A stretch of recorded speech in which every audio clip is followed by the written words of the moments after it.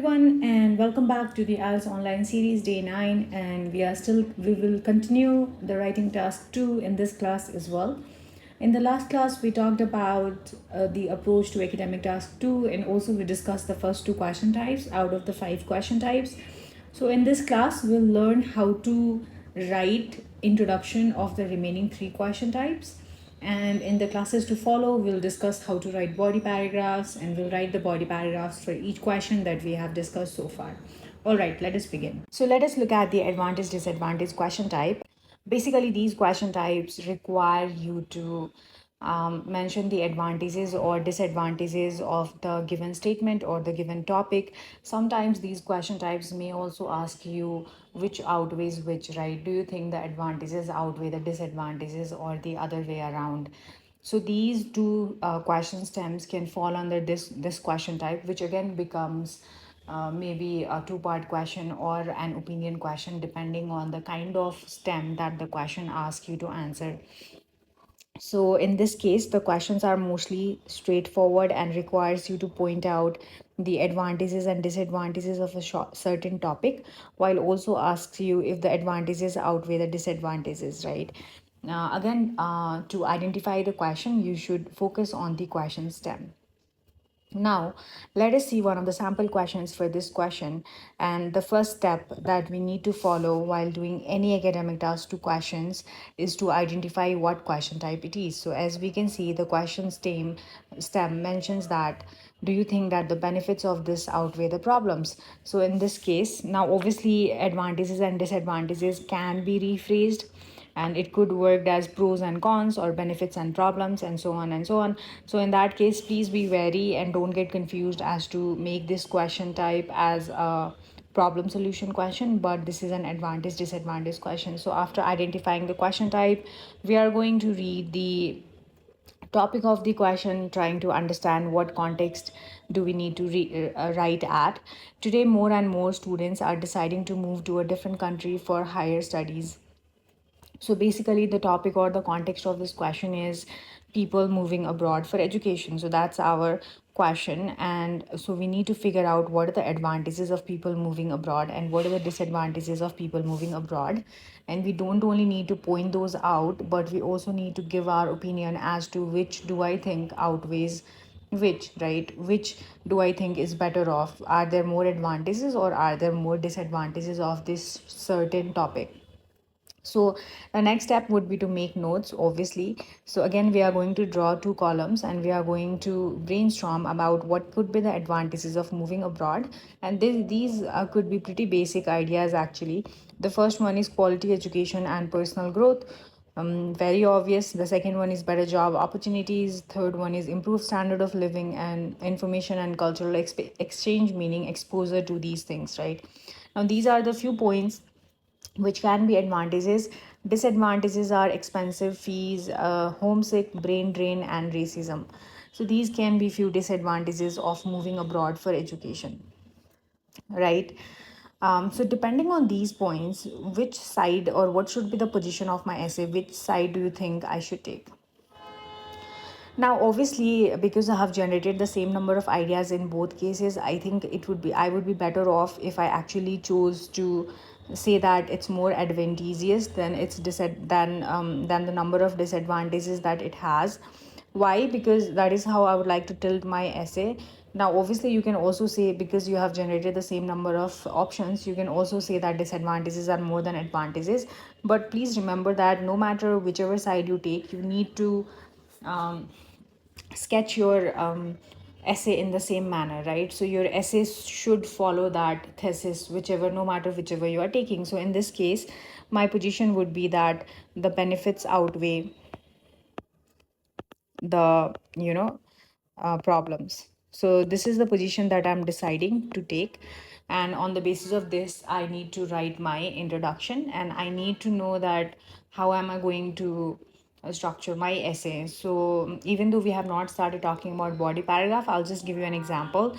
So after writing my introduction, where my thesis statement mentions that there are more benefits than problem of students moving abroad for education, in my first body paragraph I'm going to mention all the four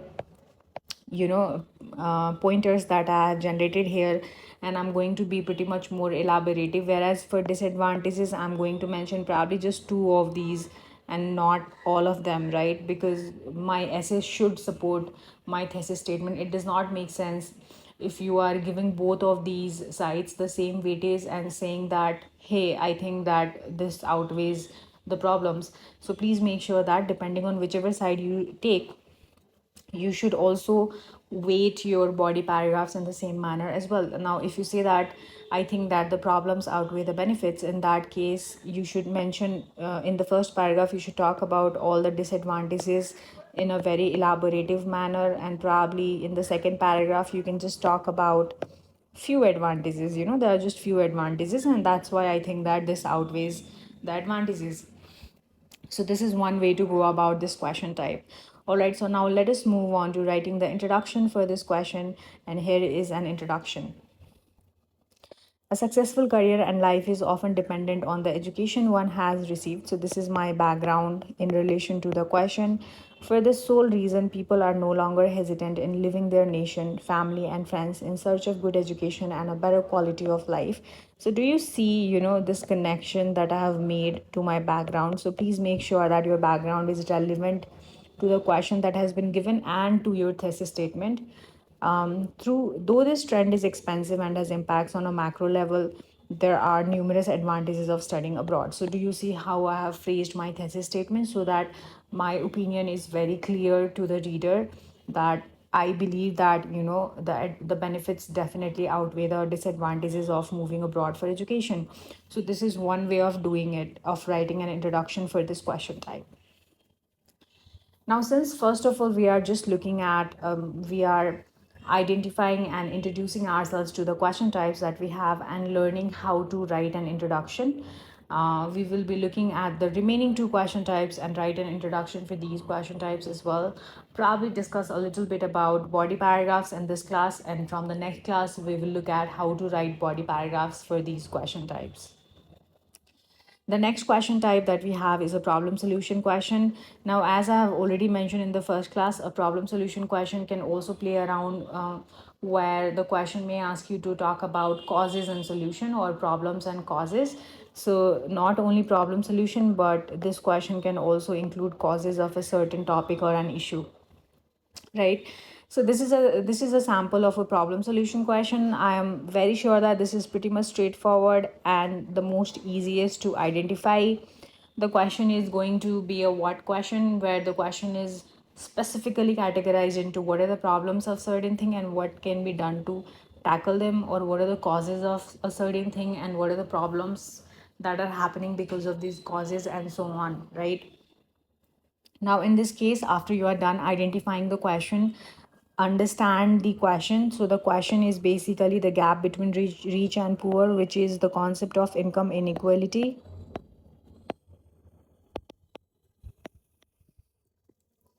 So we need to again make two columns after understanding the question. So we need to note down our points that will allow us to decide on our thesis and also allow us to elaborate these ideas in our body paragraphs.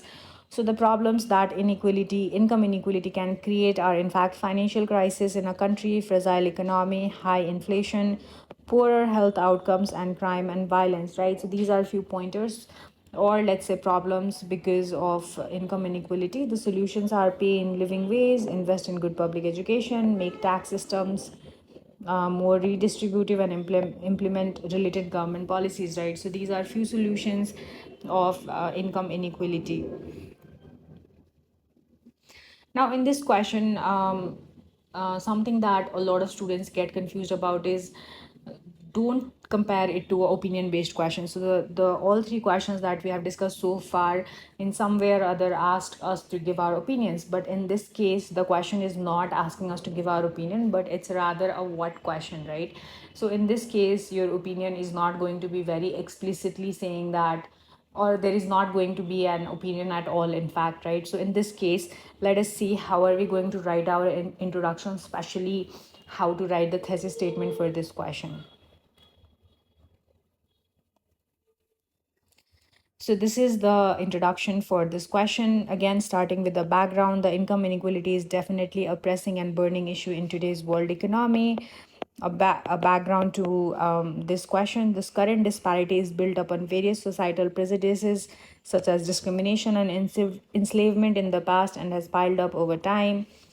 So basically, this is a rather sophisticated rephrasing, of the fact that the gap between rich and poor was growing. The concept of haves and haves not is a sign of a dangling nation and its people.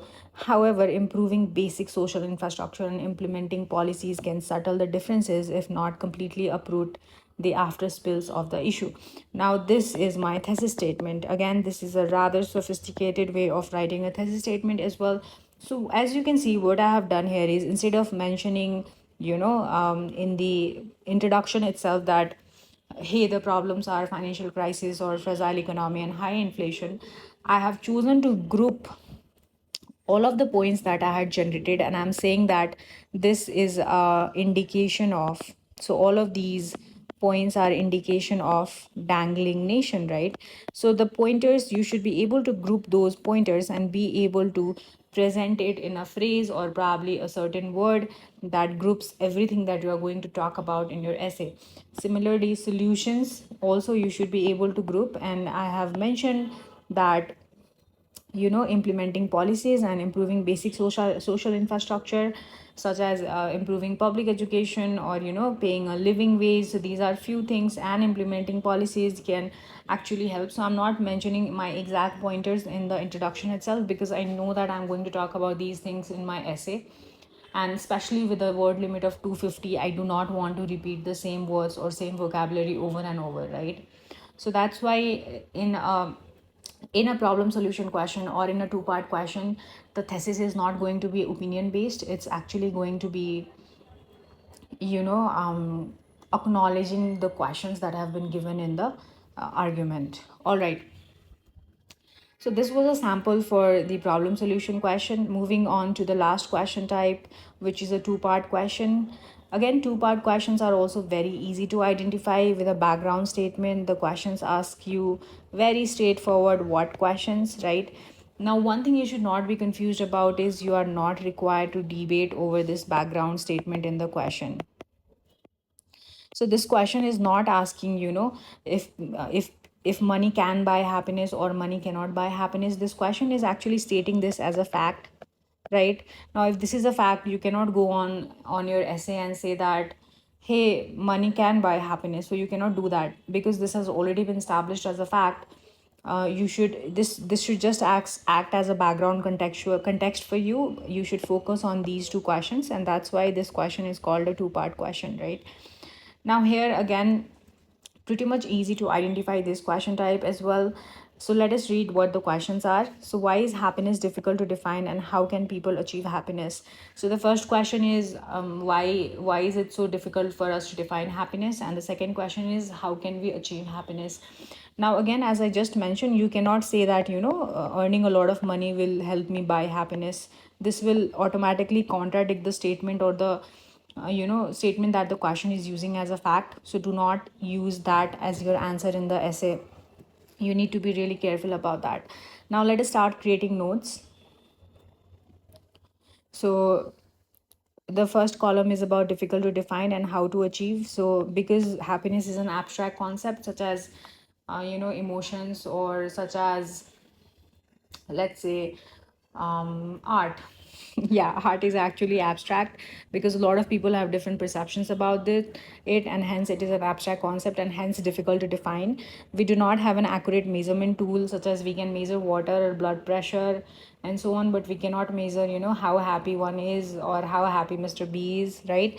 It is subjective and it differs from person to person. So these are the few reasons why happiness or any kind of emotion is actually difficult to define. So talking about how to achieving personal and professional goals may make someone happy. Maintaining a balanced diet and exercising can also lead to a happy and a healthy life. Apart from that, spending time with friends, family, and maintaining good relationships with people around you can also make people happy, right? So now these are a few basic pointers that I have thought about. You don't need to write very technical points, but at least you should be able to clearly express what you are trying to say. So these are the points that we have made. Now let us look at the sample answer for this question. The pursuit of happiness is a ending process, which is our background, right? And people want satisfaction in all aspects of life, be it personal or professional. Having said that, so again, this also is also a background. Having said that, happiness being an abstract concept cannot be defined with a blanket approach. However, there are certain um, so both the background statements here, I see that I'm missing the restatement of the question, which was the main topic of the question, which is most people agree that money cannot buy happiness. So you should actually rephrase that part in the question as well. And because I have not mentioned money, but this statement in some way or other may also consider as a rephrasing of the question.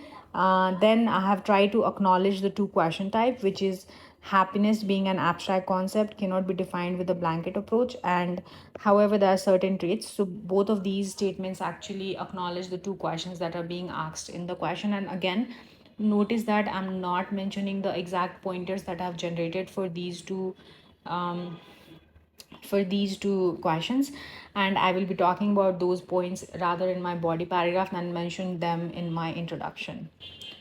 I hope that this was clear, and these are the only 5 question types that you should know to be able to take your IELTS writing section for the academic task 2 part.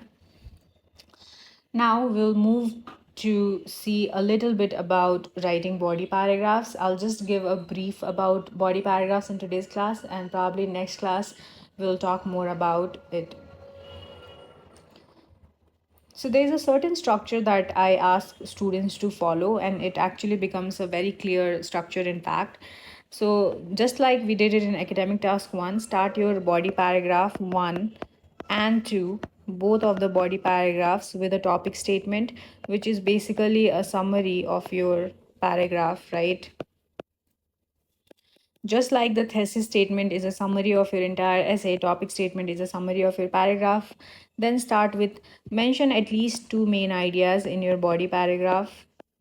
At least, meaning you can mention up to 4 or 5 main ideas, but obviously don't go a lot beyond word count. Do not write 300 words in your exam. Rather target an ideal word count of 170 to 180, and you should be fine, right? Sorry, 270 to 280. And you should be fine. So main idea 1, present a sub idea that rather elaborates on this. And if you have examples in context to that idea, you can mention an example as well. Then mention a main idea 2, mention a sub idea and examples if any. So this is a basic structure that you can use in your exam to develop your body paragraph.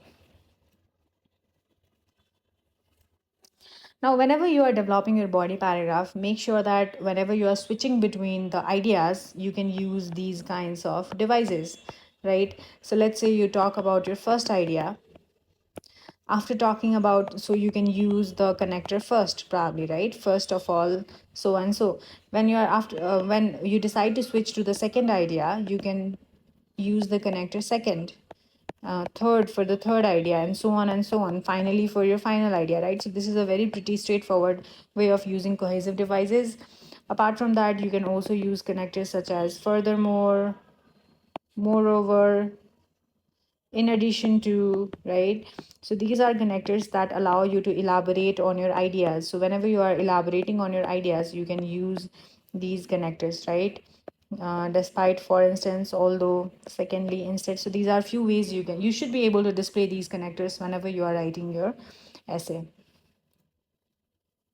All right, so that should be it for today's class, and we will see the body paragraphs for all the questions that we have discussed so far.